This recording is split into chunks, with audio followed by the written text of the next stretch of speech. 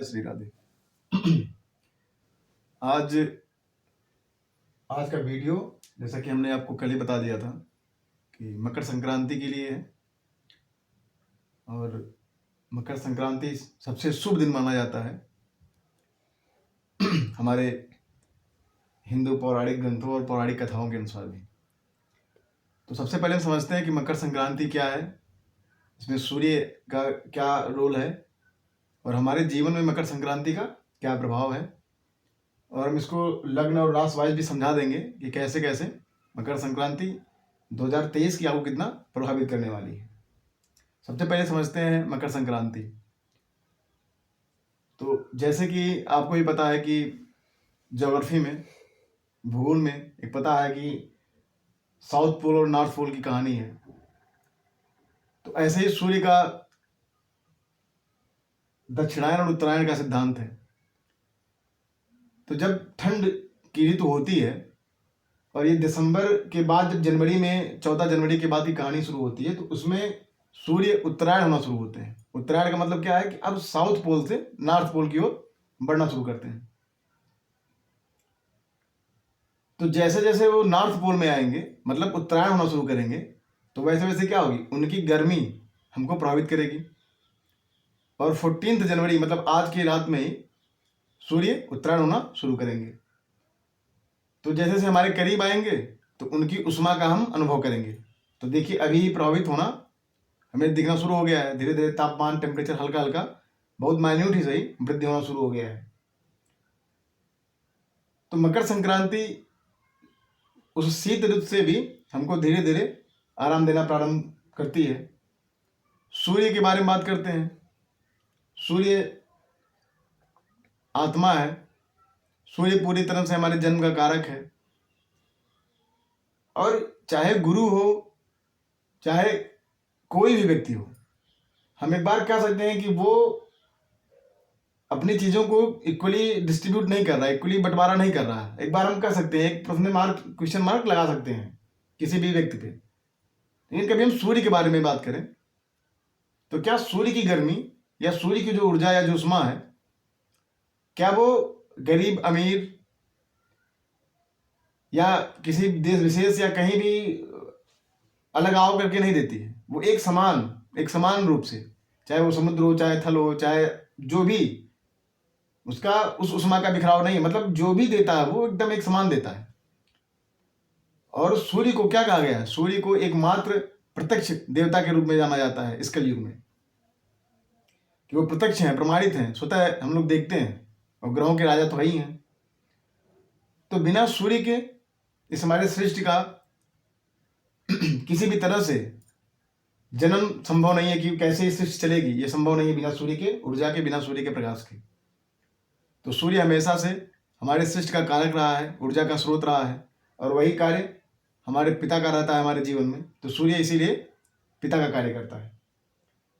तो ये मकर संक्रांति होती है, ये असल में सूर्य का धनु, इस लग्न चार्ट में आप देख पा रहे होंगे कि 9th जो भाव है ये धनु राशि है। तो सूर्य का 9th भाव मतलब धनु राशि से मकर में गोचर, मकर की ओर बढ़ना ही संक्रांति है। संक्रांति का मतलब क्या है? एक संक्रमण काल है।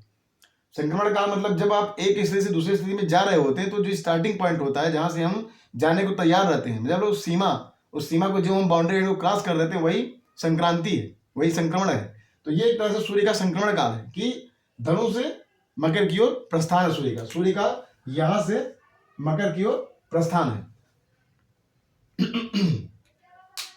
मकर शनि की राशि है। अब शनि जो है सूर्य के पुत्र है। तो ग्रंथों के अनुसार यह भी है कि सूर्य अपने पुत्र से मिलने के लिए निकलते हैं। तो जिनके जिनके पिता और पुत्र में थोड़ा वैमनस्य है, मान लीजिए किसी भी मैटर को लेके, किसी भी समस्या को लेके, तो आप समझिए सूर्य और शनि का मिलन ये उन संबंधों में भी मिठास लाने के लिए एक प्रयोग है कि अगर आप थोड़ा सा कुछ प्रयोग करें तो जिनके संबंधों में बिखराव की स्थिति है, छोटा सा उपाय बताऊंगा, अगर आप करेंगे तो निश्चित रूप से सूर्य पिता या शनि पुत्र है। तो ये साल में हमेशा एक बार आएगा मकर संक्रांति, लेकिन उसको लोग समझ नहीं पाते हैं। समझने की बात है कि ये शनि का घर है। तो सूर्य अपने पुत्र के घर जा रहे हैं मिलने के लिए। और हमारे ग्रंथों में, हमारी पौराणिक कथाओं में इस मकर संक्रांति का कितना प्रभाव है, क्योंकि सूर्य जब दक्षिणायन रहता है तो दक्षिणायन में देवताओं के, जैसे शीत है ना, तो अंधेरे का टाइम माना जाता है, क्योंकि देवताओं के अंधेरे का टाइम, इसलिए कोई धार्मिक कार्य अनुष्ठान नहीं होते हैं। अभी खरमास की स्थिति रही, सूर्य जब धनु में था तो खरमास की स्थिति थी। अब धीरे धीरे जब सूर्य मकर संक्रांति के बाद सारे उत्सव, सारे मांगलिक कार्य शुरू हो जाएंगे। पौराणिक कथाओं में महाभारत के युद्ध का सबको पता है। भीष्म पितामह इसी तिथि का, इसी मकर संक्रांति का, कि सूर्य उत्तरायण होंगे तो हम अपनी देह त्यागेंगे। क्यों, उसकी भी बहुत ही छोटे से शब्दों में सबको समझा दूंगा, छोटे से टाइम में समझा दूंगा। कि ऐसा माना जाता है कि जब हमारी आत्मा सूर्य को उत्तरायण का मतलब क्या है, सूर्य का प्रकाश पूरी तरह से फैला हुआ है, तो प्रकाश में क्या दिखता है, चीजें स्पष्ट दिखती हैं। तो सूर्य का जब प्रकाश यूनिवर्स में, ब्रह्मांड में, मतलब उत्तरायण होने पर बिखर रहा होगा, तो उससे क्या होगा कि एकदम स्पष्टता रहेगी। तो उस समय अगर हम शरीर को त्याग करते हैं तो एकदम स्पष्टता के साथ, चाहे कुछ ही समय के लिए, लेकिन हमारी आत्मा हमारे कर्म फल के अनुसार देवलोक में जरूर जाएगी। और अगर वही अच्छा पुण्य है तो हमेशा के लिए, तो मतलब उसको रास्ता दिखता है, भटकाव की स्थिति नहीं आती हमारी आत्मा को। लेकिन अगर वही दक्षिणायन स्थिति में हमारी शरीर त्यागी जाती है तो वो क्या होगा, आत्मा को भटकाव की स्थिति रहती है, क्योंकि उसमें अंधेरे का टाइम रहता है। तो जितने भी मांगलिक कार्य शुरू होते हैं वो सूर्य के गति पे निर्भर करते हैं। जब सूर्य मकर में जाएगा, मकर संक्रांति होगी, तो सारे धार्मिक कार्य अनुष्ठान शुरू हो जाते हैं। अब जैसे लग्न वाइज अगर हम चर्चा करें तो लग्न वाइज, जैसे मेष लग्न में 10वां भाव सूर्य है, तो सूर्य का गोचर एक तो अभी 9वें भाव में था, भाग्य भाव में था, आपका 5वां भाव का भी मालिक है। अब 5वां भाव का मालिक आके 10वां भाव में जाएगा, तो निश्चित रूप से व्यवसाय में ग्रोथ का टाइम है। अभी तक हमने शनि, सारे राशिफल में शनि, बृहस्पति, राहु, केतु को बताया। अब शनि की संक्रांति 1 महीने की होती है, तो ऐसे ही वृषभ के लिए कहाँ जाएगा, आपके 9वें भाव में आएगा, भाग्य भाव में आएगा। ऐसे तृतीय भाव में, अष्टम में जाएगा। ऐसे कर्क के लिए 7वें में जाएगा। तो ऐसे ही आप देख पाएंगे कि सबके लिए सूर्य की एक विशेष स्थिति आएगी, और वो सबके लिए अच्छा परिणाम देने वाली होने वाली है, क्योंकि सूर्य का शनि के मिलन एक अच्छा संयोग है ज्योतिष में। अगर आपका शनि अच्छी स्थिति में है तो ये बहुत बढ़िया टाइम है। और ये विद्यार्थियों या हर उस व्यक्ति के लिए जो कुछ नया स्टार्ट करना चाहते हैं, उनके लिए संक्रांति बहुत अच्छा होता है। ये एक अच्छा तिथि, अच्छा टाइम होता है कि जब आप कुछ, क्योंकि ये नया ऊर्जा का टाइम होता है। सोचिए, सूर्य की किरणों में एक ओज है, एक तेज बढ़ने वाला है। वो थोड़ा दूरी पे था हमसे, अभी वो करीब आ रहा है, तो इसका मतलब क्या, हमारे अंदर ऊर्जा, हमारे अंदर स्फूर्त, हमारे अंदर ताकत की क्षमता, शक्ति पैदा करने वाला है। तो जब भी आप कुछ नया स्टार्ट करना चाह रहे हो तो सूर्य के इस उत्तरायण होने पे, मकर संक्रांति पे हम वो स्टार्ट कर सकते हैं। और ये एक ऐसा त्योहार है कि लगभग पूरे भारतवर्ष में किसी न किसी नाम से, नाम अलग हो जाएगा त्योहार का, लेकिन इस मकर संक्रांति को पूरे भारतवर्ष में एक उल्लास के साथ मनाया जाता है। तो पौराणिक कथाओं में बहुत सारी इसकी कहानियां हैं। अब इस मकर संक्रांति को हम कैसे शनि जन्य पीड़ा से निवारण का तिथि मना सकते हैं। जिनको साढ़े साथी का दिक्कत, साल में एक ही बार मौका मिलेगा ऐसा, तो जिनको साढ़े साथी की प्रॉब्लम है, जिनको ढैया की प्रॉब्लम है, या जिनकी कुंडली में शनि नीच का है, या शनि पापक ग्रहों से दृष्ट है, या षष्टम, अष्टम या 12वें भाव में बैठा हुआ है, या जिनका सूर्य नीच का है, तो 2-3 छोटे प्रयोग के साथ हम उस शनि पीड़ा से और सूर्य के प्रॉब्लम से हम निकल सकते हैं। अब उपाय क्या है, क्योंकि अच्छी बात यह है कि सूर्य मकर संक्रांति शनिवार से के बाद रविवार को ही मिल रहा है, और रविवार, क्योंकि भी रात में तिथि हमको मॉर्निंग की कम मिल रही है, सुबह की मिल रही है, तो उदय तिथि के अनुसार हम रविवार को ही मकर संक्रांति मनाएंगे। तो रविवार, ऑलरेडी रविवार को सूर्य की आराधना की जाती है, और संक्रांति जो कि इतना बड़ा पर्व, सूर्य का ही उपासना का तिथि, तो वो भी रविवार को मिल जा रहा है। तो जिनकी कुंडली में सूर्य नीच स्थिति में है, सूर्य की प्रॉब्लम में है, या शनि को दिक्कत है, वो 2-3 उपाय बताऊंगा, करें, और सूर्य और शनि जन्य पीड़ाओं से मुक्ति पाने के लिए पूरे साल के लिए आप तैयार हो जाएंगे, वो ताकत आपको मिल जाएगी। और हर उस व्यक्ति को बता रहा हूँ, जो भी कुछ आप नया स्टार्ट करना चाह रहे हो, या कोई नए मतलब मान लीजिए किसी कम्पिटिटिव एग्जाम की तैयारी कर रहे हो और आपका मन अभी तक नहीं लग पा रहा पढ़ने के लिए, तो ये टाइम बेहतरीन है, आप उस स्टार्ट को कर सकते हैं। आप कल भगवान आदित्य को, भगवान सूर्य को अर्घ देके अपने उस कार्य को स्टार्ट कर सकते हैं, और निश्चित रूप से आपको सफलता मिलेगी। बात करते हैं सूर्य को अर्घ कैसे देना है, उनकी उपासना कैसे करनी है।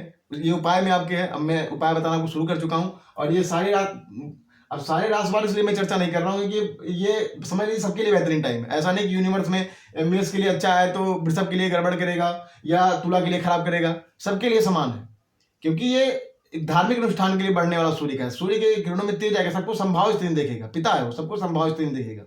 अपने कर्म को ठीक करेंगे, उपाय करेंगे, सबको इक्वली आराम देने वाला है।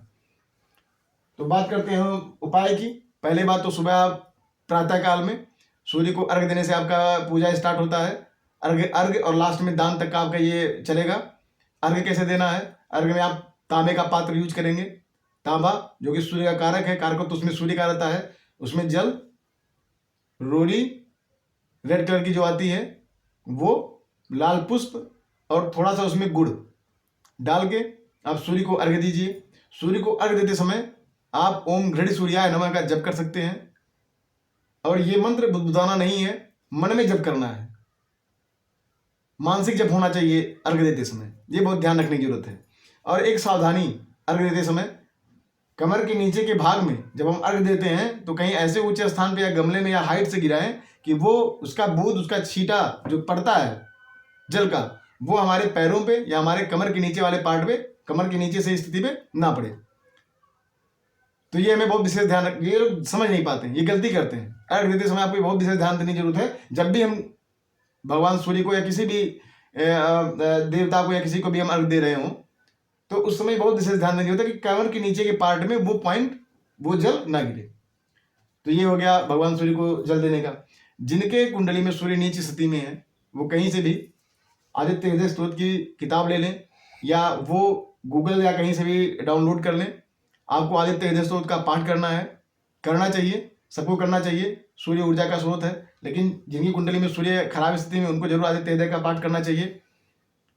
अब जिनको साढ़े साती है, जिनको शनि की दिक्कत है, जिनकी कुंडली में शनि प्रॉब्लम दे रहा है, मानसिक जिनको कष्ट है, शनि चंद्रमा की युति बनी हुई है, तो उनको क्या करना है? दान तो सबको करना होता है, उनको विशेष दान मकर संक्रांति में एक बनता है टाइम पीरियड, क्योंकि शनि का दान है। सूर्य घर में शनि का प्रवेश है, शनि का दान है। क्या दान करना है आपको? काला तिल, गुड़। तो वही गुड़ और तिल मिलने से जो हमारे यहाँ एक मिष्ठान के रूप में, एक प्रसाद के रूप में बनता है, हम उसका दान कर सकते हैं। नहीं तो ऐसे ही अलग अलग काला तिल, गुड़ और जो हमारे यहाँ खिचड़ी बनती है उसका हमें दान करना है। अगर आपके पास सामर्थ्य है तो आप कंबल दान कर सकते हैं, कंबल भी काले रंग का ही होता है। तो ये आप काम कर सकते हैं, बुजुर्गों को दे सकते हैं, गरीब बच्चों को दे सकते हैं, जिन्हें भी आपको लगे आवश्यकता है उनको आप खिचड़ी, जो उड़द की दाल में बनी हुई होती है, तो आप खिचड़ी का दान कर सकते हैं, करना चाहिए। तिल, गुड़ ये आपको दान करना चाहिए। और साथ में आपको ताम्र पात्र में सूर्य को अर्घ देना है। बहुत छोटा उपाय है और हर किसी के लिए जो कुछ नया स्टार्ट करना चाहता है, मकर संक्रांति का दिन सबसे पुण्य दिन माना जाता है। पुराणों में यहाँ तक कहा गया है कि भगवान विष्णु जो चक्र सुदर्शन धारण किए हैं, उनको भी वो चक्र भगवान शिव के द्वारा इसी दिन, मकर संक्रांति के दिन ही भगवान शिव के द्वारा मिला है। तो कहने का मतलब क्या है? ये आपके ज्ञान प्राप्ति, उसमें संकेत छुपा हुआ। आपको आपकी ऊर्जा, आपको ज्ञान प्राप्त करने का ये दिन हो सकता है अगर आप एक स्टार्ट करते हैं। और ये फल आपको पूरे साल रहेगा। अगर आपने यश में वृद्धि चाहते हैं, अपने पराक्रम में वृद्धि चाहते हैं और कुछ सम्मानजनक कार्य करना चाहते हैं भविष्य में, तो ये पूरा साल आपको मकर संक्रांति दे सकती है। अगर आपने स्टार्टिंग में ही उस कार्य को करने से पहले भगवान सूर्य को अर्घ दिया, पूजा किया, कुछ दान किया, तो बेहतरीन समय रहेगा। और बाकी कल से हम मकर संक्रांति के दिन ही ज्योतिष पे बहुत अनूठे उपाय लेके आएंगे और आपको एकदम बहुत बेसिक कॉन्सेप्ट समझाएंगे कि ज्योतिष क्या है, क्या लग्न है, कैसे सारे भाव हैं और किस भाव में क्या ग्रह बैठने से क्या प्रभाव देता है। सारे लग्न वालों के लेके आएंगे एकदम नए सीक्वेंस में। तो खूब अच्छे से रहिए। ये खिचड़ी और मकर संक्रांति का जो ये पर्व है खूब उल्लास के साथ मनाइए, खूब प्रसन्न रहिए और भगवान शिव को उपासना जरूर करिए। भगवान शिव इसलिए क्योंकि वो शनि, राहु, चंद्रमा सबको एक साथ साधा जा सकता है भगवान शिव की उपासना से। तो मकर संक्रांति में सूर्य की उपासना और कहीं ना कहीं आपको पूरे जीवन, अगर शनि, राहु, चंद्रमा इन सब पीड़ाओं से दूर रहना है तो आपको भगवान शिव की भी आराधना करनी चाहिए। तो इसी के साथ, आपकी मंगल कामना के साथ, बहुत ही बहुत शुभेच्छा के साथ, राधे राधे।